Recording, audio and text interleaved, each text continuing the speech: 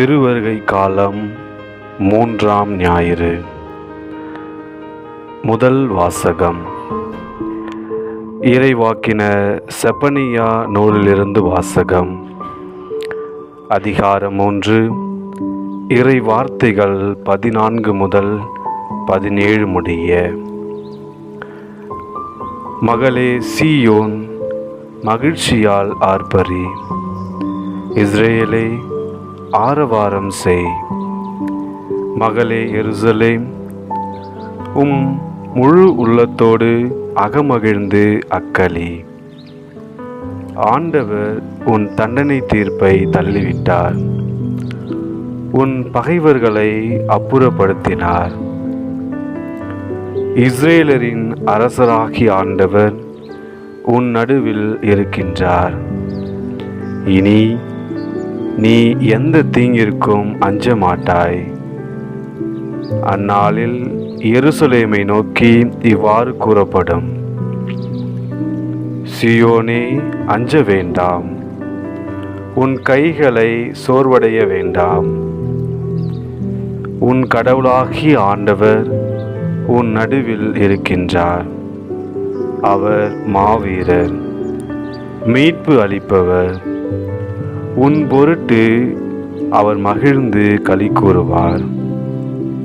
தம் அன்பினால் உனக்கு புத்துயிர் அளிப்பார்.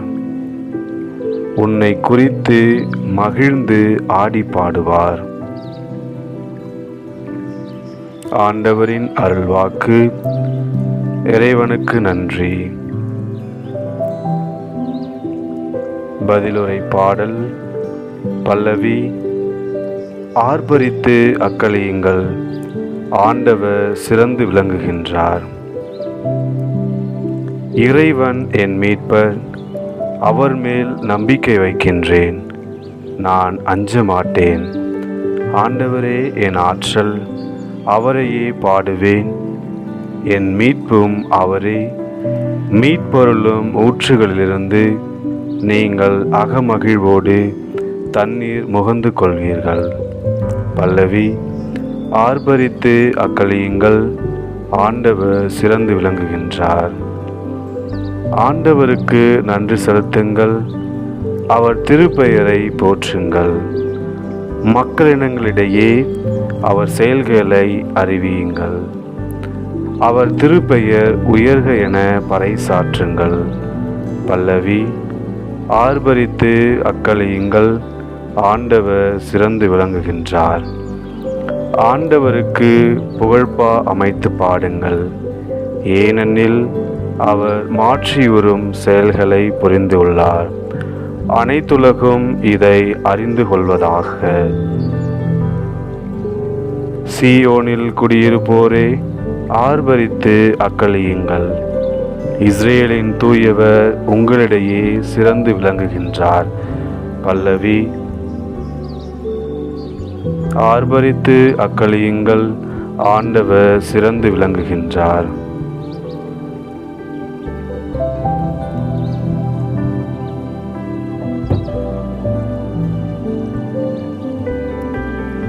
இரண்டாம் வாசகம்.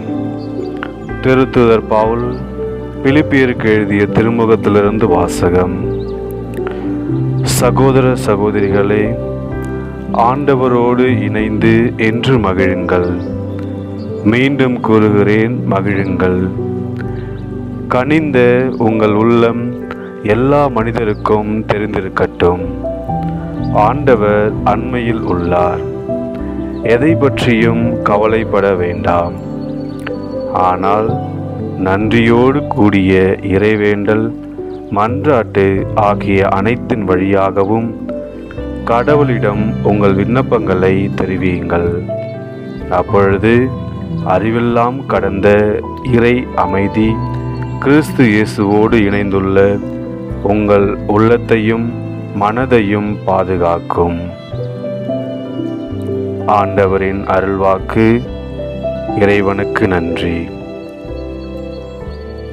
அல்லேலூயா, அல்லேலூயா.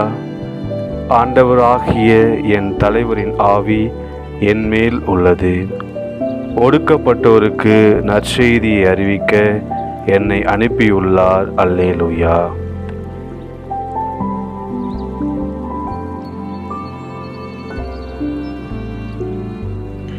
லூக்கா எழுதிய நற்செய்தியிலிருந்து வாசகம். அதிகாரம் 3, திருவசனங்கள் 10 முதல் 18 வரை. அக்காலத்தில் திருமுழுக்கு யோவான் போதித்துக் கொண்டிருந்த போது, நாங்கள் என்ன செய்ய வேண்டும் என்று கூட்டத்தினர் அவரிடம் கேட்டனர். அதற்கு அவர் மறுமொழியாக, 2 அங்கிகளை உடையவர் இல்லாதவரோடு பகிர்ந்து கொள்ளட்டும், உணவு உடையவரும் அவ்வாறே செய்யட்டும் என்றார். வரை தொண்டுவோர் திருமுழுக்கு பெற வந்து, போதகரே, நாங்கள் என்ன செய்ய வேண்டும் என்று அவரிடம் கேட்டனர். அவர், உங்களுக்கு குறிக்கப்பட்ட தொகைக்கு அதிகமாக எதையும் தண்டாதீர்கள் என்றார். படை வீரரும் அவரை நெருங்கி, நாங்கள் என்ன செய்ய வேண்டும் என்று கேட்டனர். அவர், நீங்கள் எவரையும் அச்சுறுத்தி பணம் பறிக்காதீர்கள், யார் மீதும் பொய் சான்று சுமத்தாதீர்கள், உங்கள் ஊதியமே போதும் என்றிருங்கள் என்றார். அக்காலத்தில் மக்கள் மீட்பரை எதிர்பார்த்து கொண்டிருந்தார்கள். ஒருவேளை யோவான் மெசியாவாக இருப்பாரோ என்று எல்லோரும் தங்களுக்குள் எண்ணிக்கொண்டிருந்தார்கள். யோவான் அவர்கள் அனைவரையும் பார்த்து, நான் தண்ணீரினால் உங்களுக்கு திருமுழுக்கு கொடுக்கின்றேன், ஆனால் என்னை விட வலிமை மிக்க ஒருவர் வருகின்றார், அவருடைய மிதியடி வாரை அவிழ்க்க கூட எனக்கு தகுதி இல்லை. அவர் தூய ஆவி என்னும் நெருப்பால் உங்களுக்கு திருமுழுக்கு கொடுப்பார். அவர் சுலகை தன் கையில் கொண்டு கோதுமையையும் பதிரையையும் பிரித்தெடுப்பார். கோதுமையை தன் களஞ்சியத்தில் சேர்ப்பார், பதரையோ அணையா நெருப்பிலிட்டு சுட்டெரிப்பார் என்றார். மேலும் பல அறிவுரைகளை கூறி மக்களுக்கு நற்செய்தியை அறிவித்தார். இது கிறிஸ்து வழங்கும் நற்செய்தி. கிறிஸ்துவே உமக்கு புகழ்.